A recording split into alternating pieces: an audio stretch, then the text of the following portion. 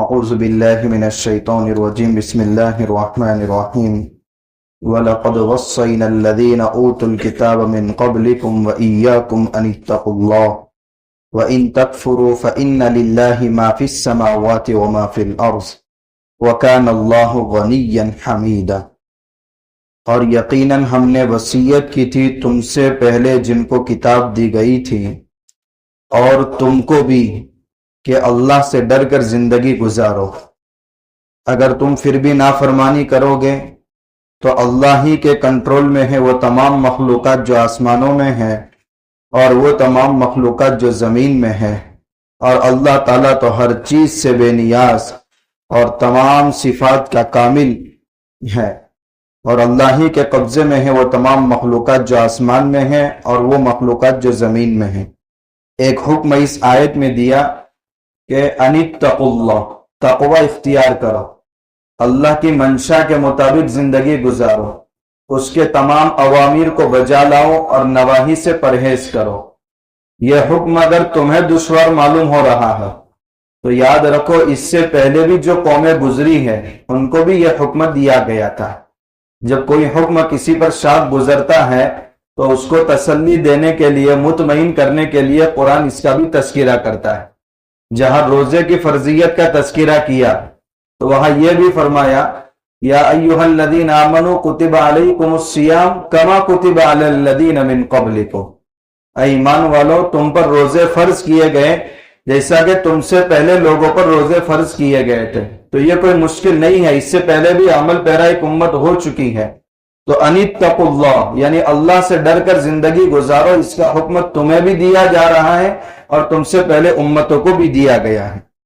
اگر تم نافرمانی کرو گے تو آگے اللہ تعالیٰ فرماتے ہیں کہ تمہاری نافرمانی کرنے سے مجھے کیا فرق پڑتا ہے، میرے کنٹرول میں تو آسمان اور زمین کی ساری مخلوقات ہے۔ یعنی زمین کی مخلوقات تو معلوم ہے، آسمان کی مخلوقات یعنی سارے فرشتے میری اطاعت میں، میری عبادت میں لگے ہوئے ہیں۔ تمہاری فرما برداری کی مجھے رتی برابر ضرورت نہیں ہے۔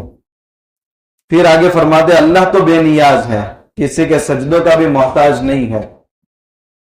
آگے پھر اسی انداز کا تذکرہ ہے، یہ اس صفحے کے اندر 3 مرتبہ فرمایا اللہ نے وَلِلَّهِ مَا فِي السَّمَاوَاتِ وَمَا فِي الْأَرْضِ، اللہ ہی کے کنٹرول میں ہے وہ تمام مخلوقات جو آسمان میں ہے اور جو زمین میں۔ 3 مرتبہ مکرر، اور تینوں کا مقصد الگ الگ ہے۔ پہلی مرتبہ جو فرمایا اس کا مقصد یہ ہے کہ اللہ کی ملکیت کی وسعت دیکھو، وہ ایک دنیا کے عام بادشاہ کی طرح نہیں ہے کہ ایک ملک کا مالک ہو، وہ تو آسمان اور زمین اور پوری کائنات کا مالک ہے۔ اتنی وسیع ملکیت والا اللہ جس کی وسعت کا کوئی اندازہ نہیں ہے۔ دوسری مرتبہ فرمایا وَلِلَّهِ مَا فِي السَّمَاوَاتِ وَمَا فِي الْأَرْضِ، یہ اس بات کی طرف اشارہ کیا گیا کہ اگر تم میں سے چند لوگ اللہ کے نافرمان ہو جائے تو اللہ کو کیا فرق پڑتا ہے، اللہ تو بے نیاز ہے، اس کی اطاعت کرنے والے تو آسمان اور زمین میں نہ گن سکے اتنے لوگ ہیں۔ تیسری مرتبہ فرمایا وَلِلَّهِ مَا فِي السَّمَاوَاتِ وَمَا فِي الْأَرْضِ، یہ اس بات کی طرف اشارہ ہے کہ کارساز ہونے کے اعتبار سے اللہ کی ذات کافی ہے۔ جب اللہ کی ذات اتنی وسعت والی ہے اور تم اس کے فرما بردار بن جاؤ تو سارے کام بنانے کی طاقت بھی اللہ کے پاس ہے، کیونکہ وہ آسمان اور زمین اور ان کے مابین تمام مخلوقات کا مالک ہے۔ جب اتنی وسعت والا ہے تو اس کی فرما برداری میں آ جاؤ۔ پورے کائنات کا نظام بالکل درست طریقے پر وہ چلا رہا ہے تو کیا تمہارے کام وہ درست نہیں کر سکتا؟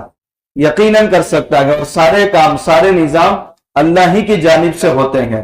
تو ایک اللہ کی ملکیت کی وسعت کی طرف اشارہ ہے، دوسرا اللہ کے بے نیاز ہونے کی طرف اشارہ ہے، اور تیسرا جب اللہ پوری کائنات کا مالک ہے تو سارے کام بنانے والی ذات بھی اللہ کی ہے، اس کی طرف اشارہ ہے۔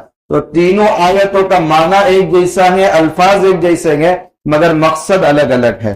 پھر آگے اللہ فرماتے ہیں اِن یشأ یذھبکم ایھا الناس، اگر وہ چاہے تو تم سب کو ختم کر دے۔ اگر تم سب کے سب نافرمانی پر اتر آؤ تو اس کو آسان ہے اس کے لیے، وَيَأْتِ بِآخَرِينَ، اور تمہارے بجائے دوسری قوم کو لے کر آئے جو اس کی فرما برداری کرے، مگر وہ حکمت سے اللہ ایسا نہیں کرتے۔ हालांकि वकान ज़ालिका अलल्लाहि क़दीरा, अल्लाह को इस पर पूरी की पूरी कुदरत हासिल है। फिर आगे अल्लाह फरमाते हैं, जो शख्स मेरी इबादत करता है तो दुनिया में बदले की उम्मीद न रखे। मन कान युरीदु सवाब दुनिया, कोई ये चाहता है कि मैं इतनी इबादत कर रहा हूं तो मुझे इसका सवाब दुनिया के अंदर ही मिल जाए। अल्लाह के पास दुनिया का भी बदला है और आखिरत का भी बदला है, मगर तुम ऐसा बदला इख्तियार करो जिसका अजर हमेशा हमेशा बाकी रहने वाला है, यानी तुम्हारी नजर हमेशा आखिरत के अजर पर होनी चाहिए। वकान अल्लाहु समीअन बसीरा, और अल्लाह सारी बातें सुन रहे हैं और अच्छी तरह देख रहे हैं।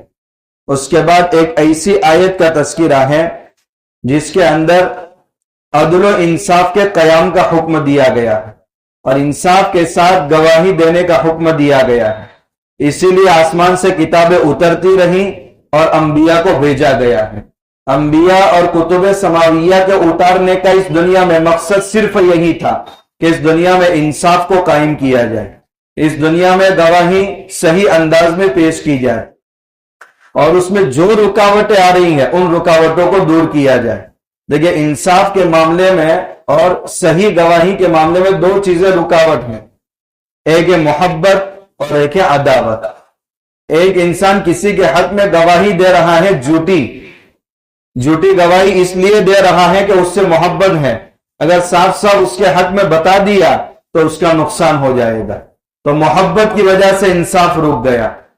और एक है अदावत, एक इंसान किसी के खिलाफ झूठी गवाही दे रहा है, हालांकि ये गवाही दुरुस्त नहीं है, मगर क्यों दे रहा है? अदावत की वजह से, तो इंसाफ रुक गया अदावत की वजह से। आज पूरी दुनिया के अंदर जो इंसाफ नहीं मिल रहा है उसकी वजह यही है, या तो अपनी पार्टी का है उसका बचाव करो, या ये कि दुश्मन की पार्टी का है तो उसको फंसाओ।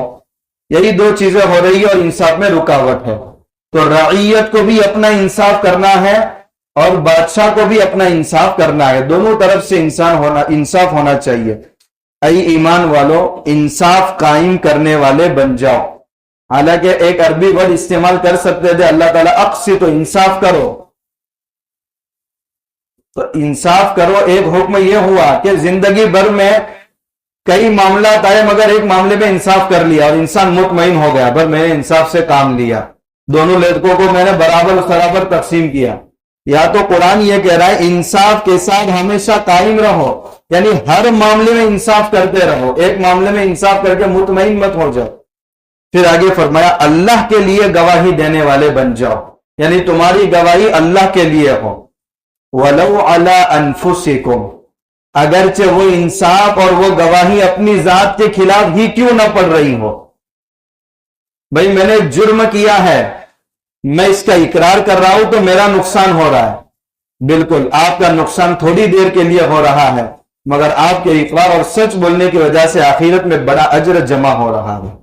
अविल वालिदैन, या वो गवाही वालिदैन के खिलाफ पड़ रही हो मगर इंसाफ की गवाही वही है तो भी वालिदैन के खिलाफ गवाही दो। भाई वालिद ने किसी की जमीन हड़प कर ली है, मुकदमा कोर्ट के अंदर गया और बेटा कह रहा है मेरे वालिद ने जुल्मन फुला का माल लिया है, यह है इंसाफ कायम करना, तभी तो हर एक को हक मिल सकता है। वल अक़रबीन, और करीबी रिश्तेदार के खिलाफ ही क्यों गवाही ना हो, लेकिन साफ साफ इंसाफ के साथ सही गवाही कायम करो। इन यकुन गनियन औ फकीरन, अगर वो मालदार है तो तुम ये समझोगे भाई मालदार है, यहां से इनकम बंद हो जाएगी मैं अगर इसके खिलाफ गवाही दूंगा तो नहीं, मालदार हो के गरीब हो, तुम ये समझ रहे हैं कि वहां से मेरा नुकसान हो जाएगा, या मोहताज है अगर मैं इसके खिलाफ गवाही दूंगा तो उसका नुकसान हो जाएगा, या मालदार साहब नाराज हो जाएंगे। अल्लाह ताला फरमाते हैं तुम्हारा गरीब से ताल्लुक है, इस वजह से तुम झूठी गवाही दे रहे हैं ताकि उसका नुकसान ना हो, और मालदार के हक में इसलिए झूठी गवाही दे रहे ताकि वो नाराज ना हो। तो तुम्हारा ये ताल्लुक उन दोनों से किसने पैदा किया है? अल्लाह ने पैदा किया है, तो तुम्हारे मुकाबले में अल्लाह का उन दोनों से ताल्लुक ज्यादा है। अल्लाह जानते हैं कि इसका नुकसान कितना हो रहा है सही गवाही देने में, तो अल्लाह तो उन दोनों से ज्यादा ताल्लुक रखते हैं तुम्हारे मुकाबले में। इसलिए इंसाफ के साथ गवाही देने में न गरीब का नुकसान देखो न मालदार की नाराजगी देखो, बल्कि साफ साफ इंसाफ के साथ गवाही दो। بسا اوقات ایک معاملے کا علم ہوتا ہے،